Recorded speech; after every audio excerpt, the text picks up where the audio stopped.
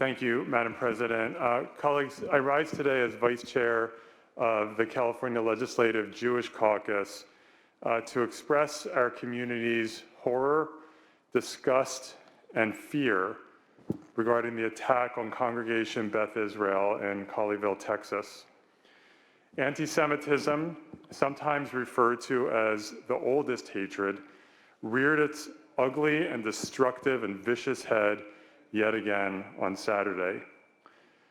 I think there are two important things to note here. One which is surprising and one which is not. First, the part that's not surprising, that the way that the attacker got into the synagogue was because the rabbi invited him in because he looked like he was in distress and in need. The rabbi showed what we call tikkun olam, healing the world, which is a core pillar of Judaism, that we must be there for our fellow human beings. And the rabbi invited him in even though he was a person who was potentially going to kill the rabbi and members of this congregation. Now, the part that is surprising is the way that this ended. Yes, thank you to law enforcement for being there and for prioritizing our community. But it ended because the rabbi and one of the congregants had security training, and so they were able to free themselves and escape before law enforcement went in. Now that's great, that's fantastic, probably saved lives. But you might ask yourself, why did a rabbi have security training? Rabbis are many things: friends, teachers, spiritual advisors, many, many things.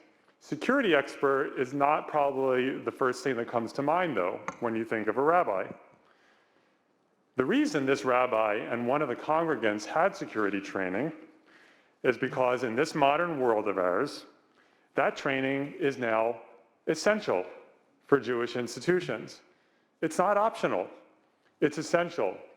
And when you go to synagogue and have to walk through a metal detector in San Francisco or in other parts of this country or around the world, you see that firsthand. Because the Jewish community continues to be under attack here in this country and around the world. Synagogues, Jewish community centers, kosher grocery stores, Jewish day schools, all of these institutions are under threat and have been attacked and continue to be attacked. This hate and this violence is not new. It is thousands of years old. That's why it is sometimes referred to as the oldest hatred. And it is still with us. Our community is still being systematically targeted with violence.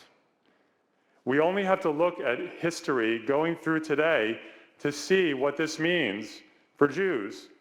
Throughout history, our community has been expelled from country after country after country. We've been subject to forced conversions.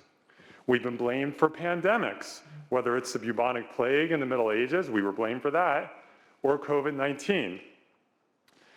We've been subject to pogroms, the destruction of entire villages in Eastern Europe. That's one of the reasons why my family came to this country, and I imagine other families of the Jewish members of this legislature.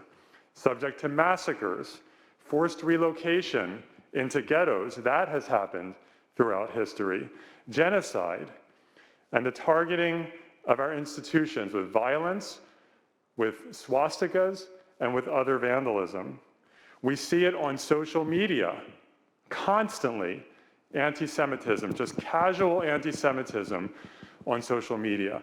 We see it in our politics today, in this country and around the world, where people who are running for office or involved in the political system feel liberated to attack Jews.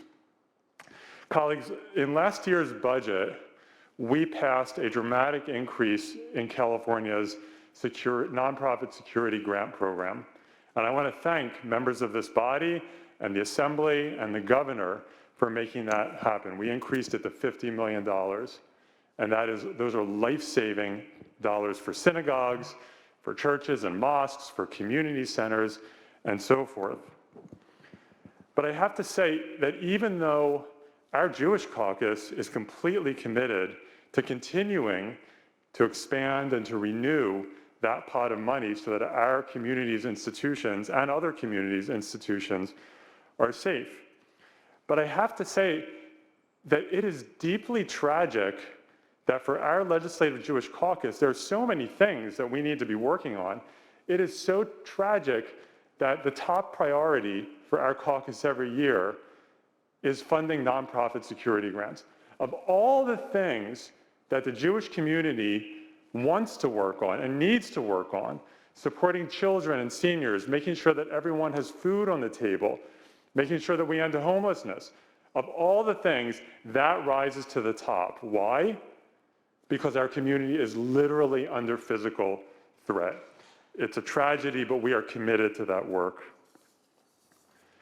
I want to thank members of this body who have been so supportive of our community and people who have been speaking out against the attacks on our community. Anti-Semitism may be the oldest hatred, but nothing lasts forever.